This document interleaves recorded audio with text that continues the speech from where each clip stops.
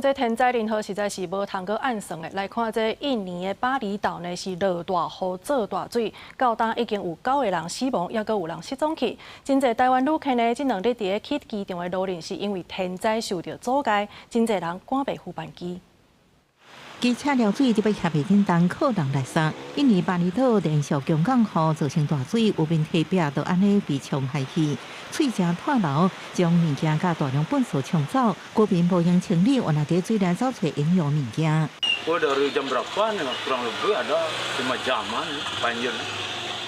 Dari mulai hujan gerimis-gerimis sampai hujan lebat. Tak dapat tidur nih.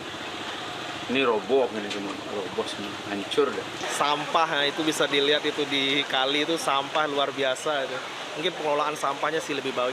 Sama mungkin damnya itu mungkin lebih segera dibuka biar arus airnya itu bisa lebih lancar seperti itu.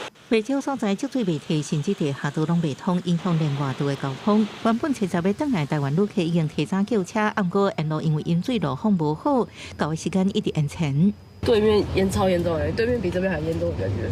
到机场时阵，班机已经起飞，之后搁要价一个机票。那个水的高度大概还有在轮胎，就是汽车的轮胎的高度。大部分的路段被封起来，导致原本只要1个小时的车程，就是至少翻了个5倍才到机场。可是这次好像淹水特别严重，我看还有人拿冲浪板在那个路上滑。我们在叫车是完全叫不到 Grab。 所以我完全没有车，因为车可能都会卡在路上或塞车。后来我们是打电话请朋友过来送我们的。有常常去的台湾旅客分享过去巴厘岛都雨季也常常安尼连日落雨，不过这摆还未正式雨季，煞造成大水，帕萨市区也有真侪所在严重积水，而且可能多是大楼积水未覆盖处，各海水倒灌。记者综合报道。